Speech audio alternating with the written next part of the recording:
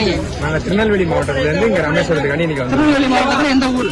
திருநெல்வேலி மாவட்டம் சுத்தமல்லின்னு ஒரு கிராமத்துல வந்திருக்கோம். சரி, என்ன காரியத்துக்காக ராமேஸ்வரம் வந்து? நாங்க வந்து ஆட்சிக்கு வந்து இங்க திதி கொடுக்கறதுக்காண்டி இங்க வந்திருக்கோம். சரி, எத்தனை மணிக்கு வந்தீங்க ராமேஸ்வரத்துக்கு? காலையில 5 மணி இங்க ட்ரெயின்ல வந்து இறங்கணும். கன்னியாகுமரி சரி, ட்ரெயின்ல வந்ததுக்கு அப்புறம் என்னென்ன பண்ணீங்க? எங்க போனீங்க? ட்ரெயின்ல இருந்து வந்து இறங்கணும் ஆட்டோக்காரங்களை பார்த்தோம்.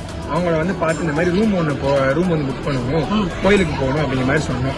அவங்க வந்து என்ன விஷயம் என்னன்னு கேட்கும்போது இந்த மாதிரி திதி கொடுக்கணும் அப்படிங்கிற மாதிரி சொன்னோன்னா அவங்க வந்து இப்போ கடல்ல வந்து சீற்றம் அதிகமா இருக்கு, அதனால நீங்க அதெல்லாம் இங்க பண்ண முடியாது. கடல்ல அங்க ஆள் யாருமே கிடையாது, இங்க உள்ளவங்க யாருமே கிடையாது. அதனால நீங்க வந்து ஒரு ரூம் மாதிரி ஒண்ணு இருக்கு, அங்கதான் எல்லாரும் பூசாரி எல்லாம் இருந்து அங்கதான் எல்லாருமே பண்றாங்க, இங்க யாருமே இங்க பண்றது கிடையாது இப்போ அப்படிங்கிற மாதிரி சொன்னோன்னா நாங்க வந்து சரின்னு சொல்லி அவங்க நம்பி போயிட்டோம். அந்த இடத்துக்கு மேல கூட்டு போனோம். அவங்க இந்த மாதிரி எங்கிட்ட கேட்டாங்க என்னெல்லாம் பண்ணணும் அப்படிங்கிற மாதிரி சொல்லும் போது நாங்க இந்த மாதிரி திதி கொடுக்கணும் அப்படின்னு சொல்லும் போது அவங்க ஃபர்ஸ்ட் 15,000 ஆகும் அப்படின்னு. இல்லங்க நாங்க வசதி அந்த அளவுக்கு எனக்கு வசதி கிடையாது அப்படின்னு சொல்லும் போது சரி அப்ப 5,000 ரூபாய்க்கு பண்ணிக்கிறோம். இல்லங்க அந்த அளவுக்கு வசதி கிடையாது, நாங்க வந்து கம்மியான அமௌண்ட் தான் முதல்ல பண்ணோம்.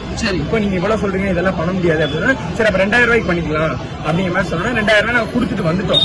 வந்துட்டு வெளியில வந்து ஒரு ஆள்கிட்ட விசாரிக்கும் போது சொன்னாங்க யார் சொன்னா உங்களுக்கு அப்படிலாம் கிடையாது, எல்லாருமே இங்க இருந்தா பண்றாங்க அப்படிங்கிற மாதிரி அவங்க சொன்னோன்னே எங்களுக்கு சந்தேகத்தை மறுபடியும் போய் அவங்ககிட்ட போய் இல்ல வேண்டாம் எங்களுக்கு கொடுத்துருங்க அப்படின்னு சொல்லி அவங்க வந்து தகாத வார்த்தையெல்லாம் பேசி சாபம் விடுறேன் அந்த மாதிரி வார்த்தையெல்லாம் பேசி கொடுக்க மாட்டேன் அப்படிங்கிற மாதிரி சொல்லி அதுக்கப்புறம் நாங்க கம்பல் பண்ணி அவங்க கொடுத்துட்டாங்க. எங்களுக்கு பணத்தை திரும்ப வாங்கிட்டீங்க? வாங்கிட்டோம், திரும்ப வாங்கிட்டோம். ஆமா, பிராமண சாபம்லாம் நீங்க வந்து வாங்குறீங்க அதெல்லாம் வாங்காதீங்க அப்படிங்கிற மாதிரி எங்களை சொல்லி இது பண்ணிட்டாங்க.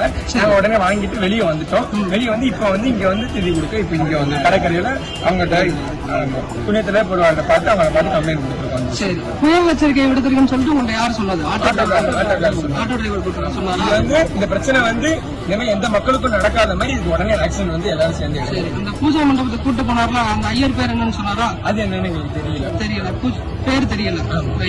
அது எனக்கு நீங்க போட்டோ மட்டும் எடுத்து அனுப்பி